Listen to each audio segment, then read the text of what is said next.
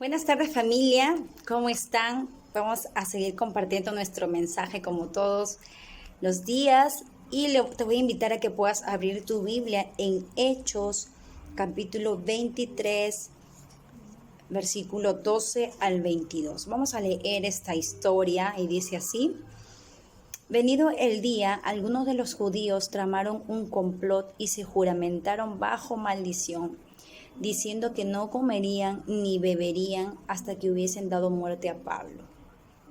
Eran más de 40 los que habían hecho esta conjuración, los cuales fueron a los principales sacerdotes y a los ancianos y dijeron: Nosotros nos hemos juramentado bajo maldición a no gustar nada hasta que hayamos dado muerte a Pablo. Ahora pues, vosotros con el concilio requerid al tribuno que le traiga mañana ante vosotros, como que queréis indagar alguna cosa más cierta acerca de él, y nosotros estaremos listos para matarle antes que llegue. Mas el hijo de la hermana de Pablo, oyendo hablar de la celada, fue y entró en la fortaleza y dio aviso a Pablo. Pablo, llamando a uno de los centuriones, dijo: Lleva a este joven ante el tribuno porque tiene cierto aviso que darle. Él entonces, tomándole, le llevó al tribuno y dijo: El preso Pablo me llamó y me rogó que trajese ante ti este joven que tiene algo que hablarte. El tribuno, tomándole de la mano y retirándose aparte, le preguntó: ¿Qué es lo que tienes que decirme? Él le dijo: Los judíos han convertido en rogarte que mañana lleves a Pablo ante el concilio, como que van a inquirir alguna cosa más acerca de él. Pero tú no les creas, porque más de 40 hombres de ellos le acechan, los cuales se han juramentado bajo maldición a no comer ni beber hasta que le haya dado muerte, y ahora están listos esperando tu promesa. Entonces el tribuno le despidió al joven, mandándole que a nadie dijese que le había dado aviso a ello. Wow, aquí el título dice, ¿no?, que complot contra Pablo. Estamos viendo la historia de las personas, de los hombres que querían conspirar contra Pablo, ¿no? Y esto me lleva a pensar, hay un texto, ¿no?, en Primera de Juan 3:8, cuando el apóstol Juan afirma, ¿no?, que Cristo viene a este mundo para deshacer las obras del diablo, ¿no? Y que esto era necesario porque Satanás constantemente trata de deshacer las obras de Dios. Entonces, Dios ya le había revelado a Pablo su propósito, y el propósito de Pablo era que él testifique en Roma, que él predique. Y entonces vemos aquí cómo Satanás procura y quiere impedir eso, ¿no? ¿Y cómo fue que quiso impedir eso? Incentivando a estos hombres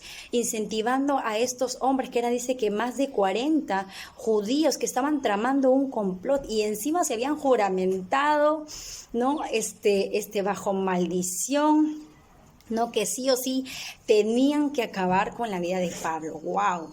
Todo lo que ellos, sí o sí querían acabar, ¿no? Y esta juramentación que ellos hacen y dicen, señala todo el odio irracional, ¿no?, que el ministerio de Pablo había provocado, ¿no? Había esa gente que estaba dispuesta, no solo estaba dispuesta a tratar de matar a Pablo, sino que estaba dispuesta a ponerse bajo maldición si no lo hacían, ¿no? O sea, todo huele a Satanás, ¿no?, que es homicida y que es lo que quería hacer en la vida de Pablo. Entonces vemos que habiendo hecho estos hombres, estos más de 40 judíos haciendo este juramento, van, dice la palabra de Dios, ¿no?, que van ante, ¿no?, a los principales sacerdotes y ancianos, les informan de su juramentación y piden su ayuda, ¿no? Querían que ellos se sumaran a esa conspiración, a ese odio que ellos tenían hacia Pablo, ¿no? Y pidiéndole que el tribuno enviara a Pablo a Sanedrín, ¿no?, que le traiga mañana ante ellos, ¿no?, para poder indagar un detalle más acerca de él. Pero ellos ya habían prometido estar listos para matar a Pablo mientras él era llevado a la cárcel, ¿no? Era un complot, muy, muy audaz, ¿no?, lo que ellos estaban haciendo. Querían atacarle a Pablo mientras estaba resguardado por soldados romanos, ¿no? Y estos hombres estaban totalmente cegados, ¿no?, porque querían matar sí o sí a Pablo el odio, la ira, el rencor los había cegado, ¿no? Y no les importaba nada. Lo único que les importaba era acabar con la vida de Pablo.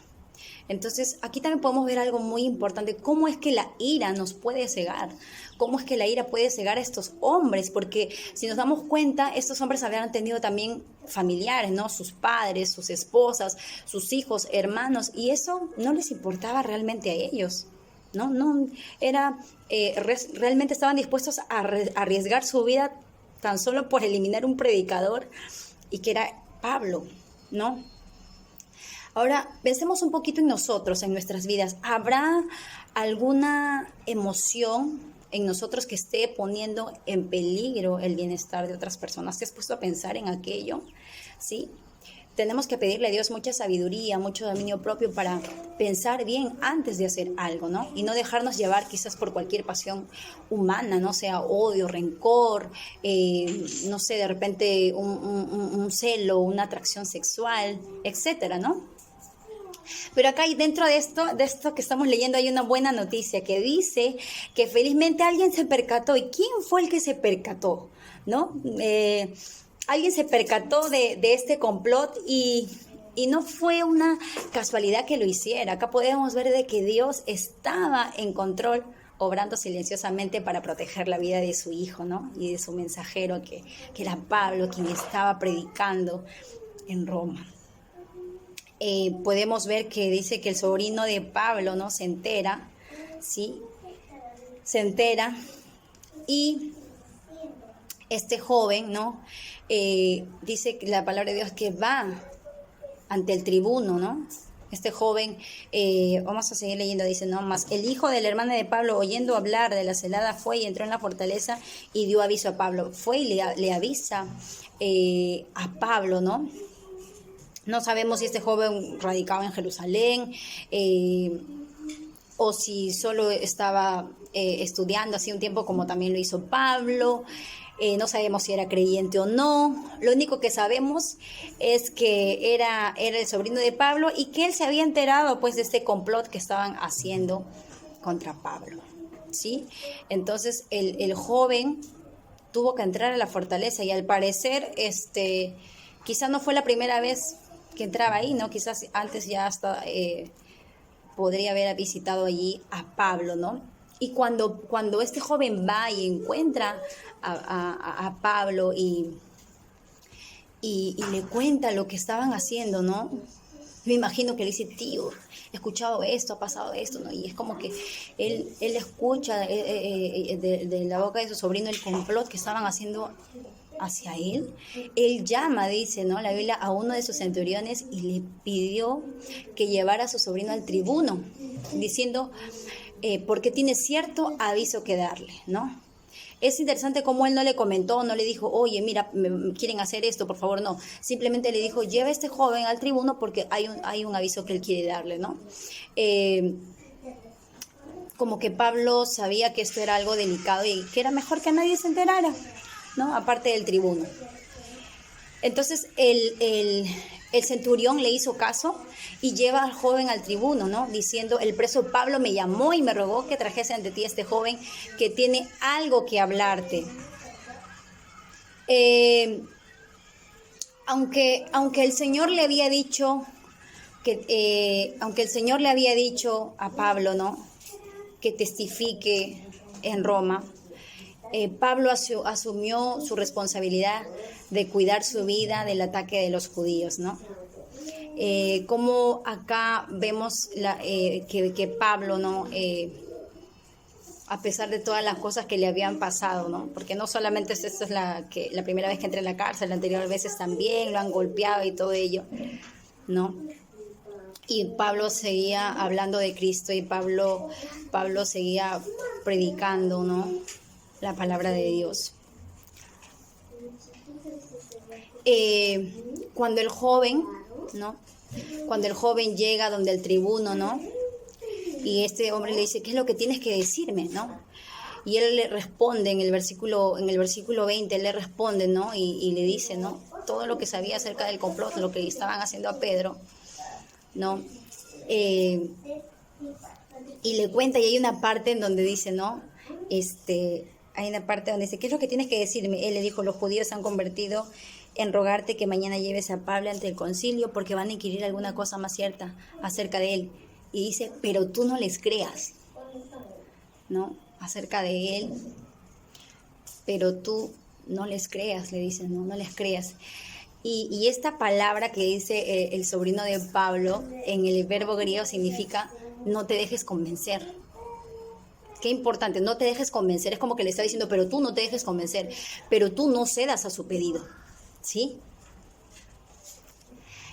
Al cerciorarse de este asunto, el tribuno despide al joven, ¿no? Sí, claramente oyendo todo el informe que el joven le da, ¿no? Todo lo que él había dicho.